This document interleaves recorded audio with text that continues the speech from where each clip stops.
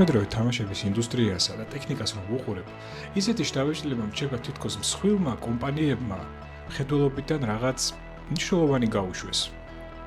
სანამ ისინი ძვირადღირებულ წარმოებასა და ტექნიკის სიმძლავრეზე იყვნენ გადართულნი, მოთამაშეებმა თავიანთი ჯიპით აჩვენეს, რომ სხვა რამაა მნიშვნელოვანი. შევეცდები აგიხსნათ, რატომ არ აქვს მნიშვნელობა ამ კონსოლურ ლომებს, თაობების ცვლებს ტექნიკაში და როგორ წააგეს მსხვილმა კომპანიებმა, მსხვილმა პლატფორმის მფლობელებმა აუთსაიდერთან.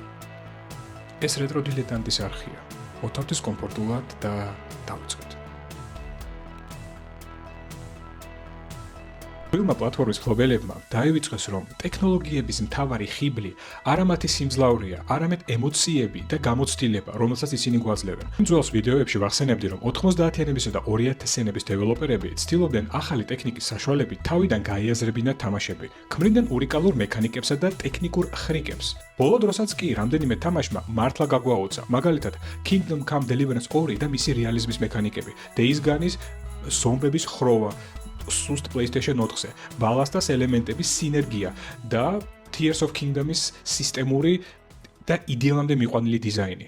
ამ თამაშებს თანამედროვე ბრჭყალებში გრაფიკა არ სჭირდება. როგორ ფიქრობთ, რატომ? ანიმაციების, ტექსტურებისა და ტაქტილური შეგრძნებების გაუმჯობესებას არ ჩავთვლით, ბოლო 10-15 წლის განმავლობაში გამოცდილება თამაშებისგან თითქმის უცვლელია, ყოველ შემთხვევაში კონცეპტუალურად. ზოგიერთი ახალი პროექტი წინამორბედს კი ჩამორჩება. როდესაც Nintendo Switch-ი ვიყიდე, გაოგნებული დავრჩი. ეს არის თითქმის ერთადერთი პლატფორმა, სადაც მოწყობილობის სიმძლავრე და დიზაინი გეიმპლეის მექანიკებისთვის გამოიყენება.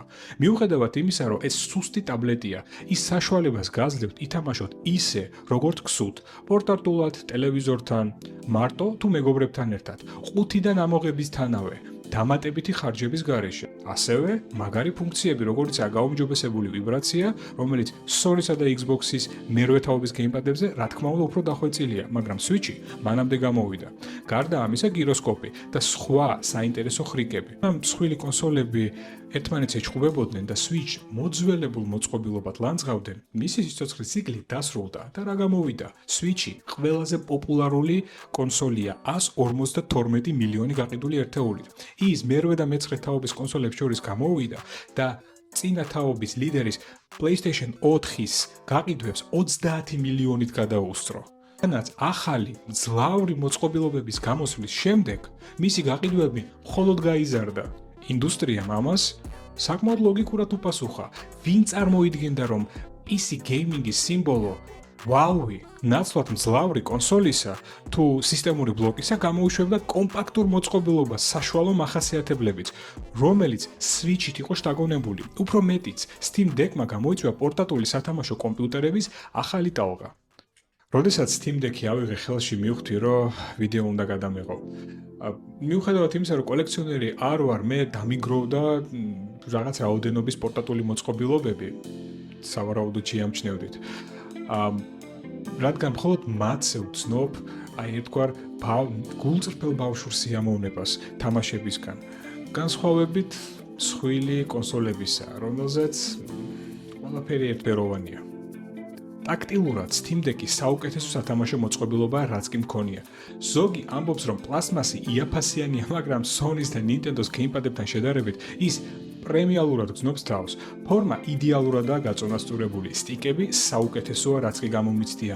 მკვრივი, სრულზომიანი, რეზინირებული, ღილაკები და დიპადიც კი სასიამოვნოა, მაგრამ სტიკები, ეს უბრალოდ ფანტასტიკაა. მთავარი გამოყენების თავისუფლებაა. ითამაშე როგორც გინდა. თუ გინდა გეიმპადით, რომელსაც დამატებითი ღილაკები აქვს, თუ გინდა ტრეკპადებით, ლეპტოპის მაუსივით ან გიროსკოპი, რომელიც მარჯვენა სტიკის შეხებისაც აქტიურდება.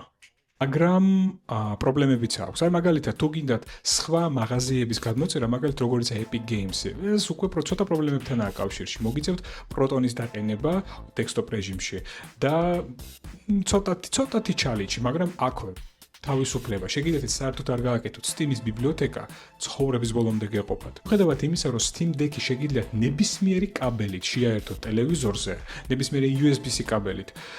დოკის არსებობა თვითონ კომპლექტში სერიოზული კონკურენციის შექმნა იქნებოდა Nintendo Switch-ისთვის, რომელსაც დოკი რა თქმა უნდა თანდაყოლილად აქვს, მაგრამ Switch-ი ეს ჰიბრიდული კონსოლია და Steam Deck-ი უკვე პორტატული კომპიუტერი. თვითონ Valve რატომღაც ჯერ კიდევ Steam Deck-ს პოზიციონირებს როგორც პორტატული კომპიუტერი, თუმცა უპირატესობა, რაც კი გააჩნია, აღებულია კონსოლებიდან. ანუ რაც უფრო დამსგავსებულია კონსოლზე მოწყობილობა, მით უმეტეს აი ასეთი პორტატული კომპიუტერის ფორმატში, მით უფრო კომფორტულია მისი გამოყენება და უბრალოდ ვერ ხვდები, რატომ არის ჯერ კიდევ ოფიციალურ დოკუმენტებში Steam Deck-ი მოხსენებული როგორც პორტატული კომპიუტერი. ყველა პრობლემა მოგვარებადია და ვფიქრობ Nintendo-ს გვირგვინი, რა თქმა უნდა, არ ჩამოვარდება, მაგრამ სერიოზული კონკურენტი ეყოლება Valve-ის და მისი Steam Deck-ის სახით. Nintendo-მ ამ ფორმატს საფუძველი Game & Watch-ი ჩაუყარა. Switch-მა კი გააერთიანა ერთმანეთში DS-ის, 3DS-ის და Wii U-ს იდეები. ტაბლეტი Gamepad-ით, თამაში სახლში თუ გზაში. Wii U ჩავარდა თამაშების სუსტი ხაზის გამო, მაგრამ Switch-მა ეს იდეა სრულყოფილებამდე მიიყვანა. Valve-მა კი კონცეფცია PC gaming-ში გადმოიტანა. Sony კი პირიქით თავის თავს ხელს უშლის. მათი PS პორტალი მოძველებული იდეაა, Wii U-ს ჩავარდის მსგავსი, ხოლო PS Vita მიუხედავად მაგარი ეკრანისა, გიროსკოპისა და სენსორული პანელისა, მხარდაჭერა ვერ მიიღო. ის იაპონური თამაშების და მცირე თავისუფალი თამაშების პლატფორმა გახდა. მაგრამ ენთუზიასტებმა მას ახალი სიცოცხლე შთაბერეს რეტრო თამაშებისა და მცირე პროექტების გამოშვებით. Microsoft და Sony თამაშის პროცესს არ სვლიან. როგორც თამაშობდით PlayStation 4-ს ჯოისტიკით, DualShock-ით, ახლა თამაშობს DualSense-ით უკეთესი ვიბრაციით. შეიცვალა რამე? არაფერი, როგორც იჯექით დივანზე, ისე ზიხართ. მაშინ როდესაც Nintendo უკვე მეხუთე კონსოლია რაღაც ახალს გთავაზობს. Microsoft-ის განხილვა ცოტათ არ იყოს მოსაწყენია, რადგან მათი კონსოლები არ ახდენენ გავლენას ინდუსტრიაზე. რაღაცას ცდილობენ cloud სერვისების განვითარებაში, მაგრამ მაინც რაჩობილია ეს მიმართულება. იხილეთ ვიდეო არხზე cloud gaming-თან დაკავშირებით. პორტატული კონსოლები, როგორიცაა Nintendo Switch-ი და Steam Deck-ი, აჩვენებს, რომ მომავალი უნივერსალურ მოწყობილობებს ეკუთვნის. შეგნებულად არ ვახსენებ სხვა პორტატულ კონსოლებს, რადგან Steam Deck-ისგან განსხვავებით, მათში ვერ ვხედავ კონსოლურ ლოგიკას, კომფორტს. ისინი ეს არის ჩვეულებრივი კომპიუტერები, ოღონდ Gamepad-ებით. უბრალოდ არ არის საინტერესო, კი უფრო ძლიერია, კი უფრო დიდი ხანი შეგიძლიათ რომელიღაცაზე თამაში, მაგრამ საერთო ჯამში ეს უბრალოდ პორტატული კომპიუტერია მთელი მისი პრობლემებით, რადგან მათზე რა თქმა უნდა Windows-ია. ექსკლუზივების ერა სრულდება. ყველა დეველოპერი ორიენტირებულია უკვე მულტიპლატფორმაზე. პორტატული კონსოლები სულ უფრო პოპულარული ხდება. ახალი გამოცდილება თამაშისგან ეს არის თამაშის დიზაინის შეცვლა, მის ინტერაქტიულობის გაზრდა, ოპტიმიზაცია კონკრეტული მოწყობილობისთვის და არა კონსოლის შიგთავსის გაძლიერება. პორტატული კონსოლების სიმძლავრე შეზღუდულობა აქეზებს ინოვაციურობას, კრეატიულობას, რომ რაღაცნაირად შენი თამაში ჩაატიო, ახალი გზები მოძებნო, რომ მოთამაშე გააკვირო, ვაუ ეფექტი გამოიწვიო. ეს სამწუხაროდ მხოლოდ პორტატულ კონსოლებს შეუძლია დღესდღეობით. ნახოთ Sony ან Microsoft-ი თუ ისწავლის ჭკუას და მიბაძავს უფრო კრეატიულ ხალხს. ამერეთ რომელი პორტატული კონსოლით ისარგებლებდით, ან რომლის ყიდვას აპირებთ.